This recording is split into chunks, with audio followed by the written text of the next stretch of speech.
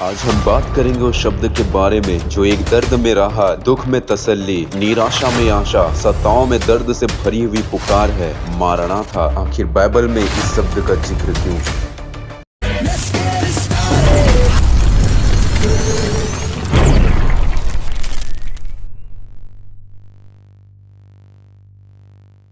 पहले हम एक वचन को देखेंगे, पहला कुरिन्थी अध्याय 16 और उसका वचन 20 में। हे प्रभु आ का जिक्र है जिसके मूल पे हम मारनाथा शब्द को देख पाते हैं। मारनाथा एक अरामी शब्द है जिसका अर्थ हमारा प्रभु आ रहा है या हे प्रभु आ।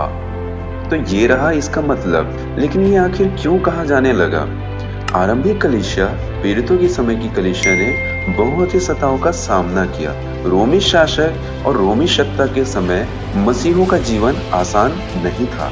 रोमी शासन के कारण रोमी यह घोषित कर रहे थे कि सीजर ही उनका परमेश्वर है, लेकिन प्रारंभिक मसीह ये बात जानते और ये बात मानते थे कि केवल एक ही परमेश्वर और एक ही प्रभु है और वह प्रभु यीशु मसीह है। और इसी वजह से वे विश्वासी किसी भी हाल में कैसर को अपना प्रभु नहीं कह सकते थे।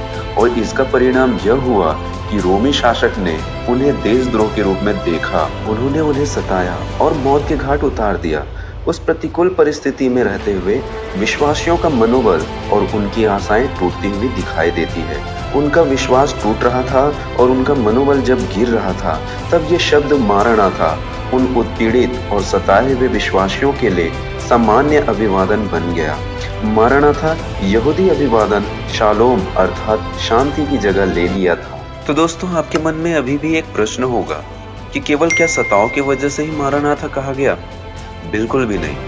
प्रभु यीशु के चेले ये बात जानते थे कि आगे चलकर आने वाले समय में लोगों के द्वारा वे सताए जाएंगे, क्योंकि प्रभु यीशु ने उन्हें पहले से ही कह दिया था। यूहन्ना का सुसमाचार 16 अध्याय और उसका वचन 20 में प्रभु यीशु ने कहा कि तुम रोगे और विलाप करोगे परंतु संसार आनंद करेगा, तुम्हें शोक होगा परंतु तुम्हारा शोक आनंद में बदल जाएगा। चलिए ये बात जानते थे कि प्रभु सब ठीक करेगा जब प्रभु अपना राज्य स्थापित करने के लिए वापस आएगा। और इसी बात से उन्हें हौसले मिलते थे कि प्रभु के राज्य में जब वो आएंगे तो फिर न दुख होगा, न क्लेश होगी, न उत्पीड़न होगी। और इस सच्चाई से उन्हें बहुत सुकून मिलता था कि हमारा प्रभु आएगा और फिर सब नया होगा। वे इस बात को याद रखते और एक दूसरे को याद दिलाते भी थे कि प्रभु आ रहा है। लूका रचित सुसमाचार अध्याय 21 और वचन 12 में हम इस प्रकार से देख पाते हैं, परंतु इन सब बातों से पहले वे मेरे नाम के कारण तुम्हें पकड़ेंगे और सताएंगे और पंचायतों में सौंपेंगे और बंदी गृह में डलवाएंगे और राजाओं और हाकिमों के सामने ले जाएंगे। और वचन 28 इस प्रकार से कहता है, जब ये बातें होने लगे तो सीधे होकर अपने सिर ऊपर उठाना, क्योंकि तुम्हारा छुटकारा निकट होगा।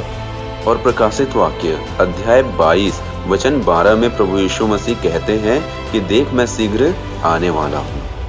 प्रभु यीशु ने अपने दोबारा आगमन और तैयार होने के विषय में बहुत सी भविष्यवाणी भी कही है, जैसे कि मत्ती रचित सुसमाचार अध्याय 25 वचन 1 से लेके 13 वचन तक और लूका रचित सुसमाचार 12 अध्याय वचन 35 से लेकर के वचन 40 तक हम देख पाते हैं।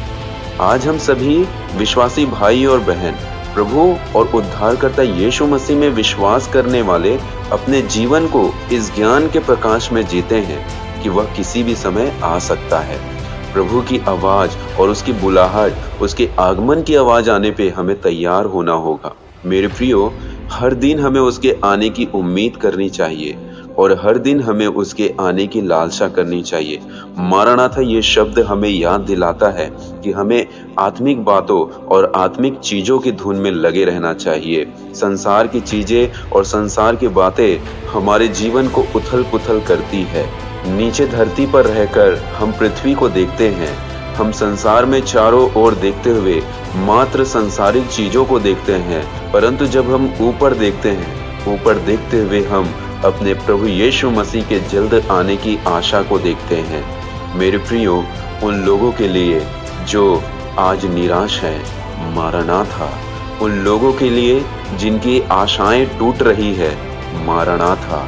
उन लोगों के लिए जो आज चिंतित हैं, मारनाथा। वे लोग जो आज अपने दुखों, अपनी समस्याओं और चिंताओं से भरे हुए हैं, मारनाथा। हमारा प्रभु आ रहा है। आप सबको जय मसीह की।